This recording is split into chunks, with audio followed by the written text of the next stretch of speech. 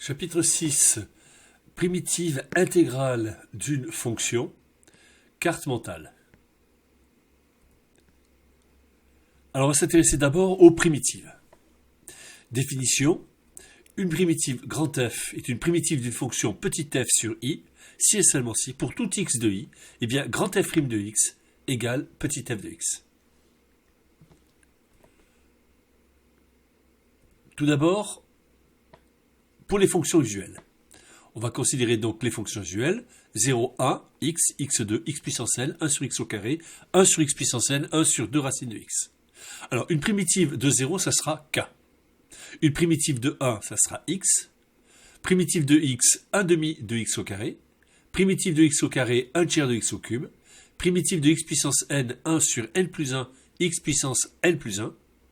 Primitive de 1 sur x au carré, moins 1 sur x. Primitive de 1 sur x puissance n, moins 1 sur n moins 1 x puissance n moins 1. Et enfin, primitive de 1 sur 2 racines de x, racine de x. Ensuite, on va considérer quelques primitives supplémentaires, par exemple la primitive de 1 sur x et la primitive de e de x. Alors pour 1 sur x, on obtiendra ln de x, x strictement positif, et primitive de e de x, c'est e de x. Enfin, la trigonométrie, primitive de cosinus x, ce sera sinus x, et de sinus x moins cosinus x. On va s'intéresser maintenant aux fonctions composées et aux opérations sur les primitives. Tout d'abord, on va s'intéresser donc à la fonction AU de x.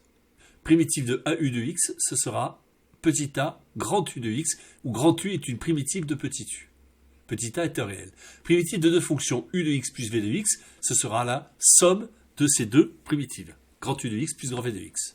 Primitive de U' multiplié par U puissance n de x, on obtiendra U puissance n plus 1 divisé par n plus 1 de x.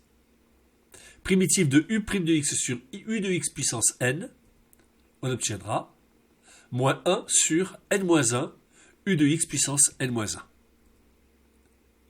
Enfin, primitive de U' de x exponentielle de U de x, ça va me donner exponentielle de U de x. Primitive de U' de x sur U de x, ça va me donner logarithme de valeur absolue de x, bien sûr avec des conditions. Il faut ici que U de x soit non nul sur l'intervalle d'intégration.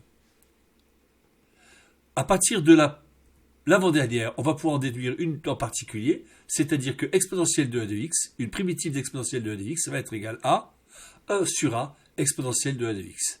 Ce qui nous donnera en particulier qu'une primitive d'exponentielle de moins x, ça sera égal à moins exponentielle de moins x. Passons au calcul intégral maintenant. Calcul intégral, tout d'abord les définitions.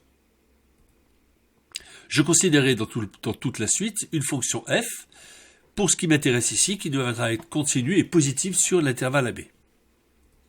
Pour définir le calcul intégral d'une fonction positive, je détermine ici donc une fonction.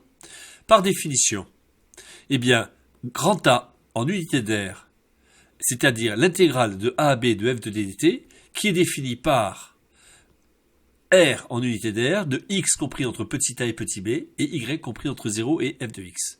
Ça sera donc l'air sous la courbe, entre la courbe et l'axe des abscisses, les droites d'équation x égale a et x égale b. Deuxièmement, grand f de x, si je définis grand f de x comme étant égal à l'intégrale de petit a à x de f de dt, eh bien grand f de x, c'est la primitive de petit f qui s'annule en a. Troisièmement, l'intégrale de a à b de f de t dt, par définition, sera égal à, si grand f est une primitive de petit f, grand f de b moins grand f de a. La fonction grand f primitive peut être quelconque. Et quatrièmement, on définira ce qu'on appellera la valeur moyenne de la fonction f sur l'intervalle AB, mu, c'est 1 sur b moins a, intégrale de a à b de f de t dt.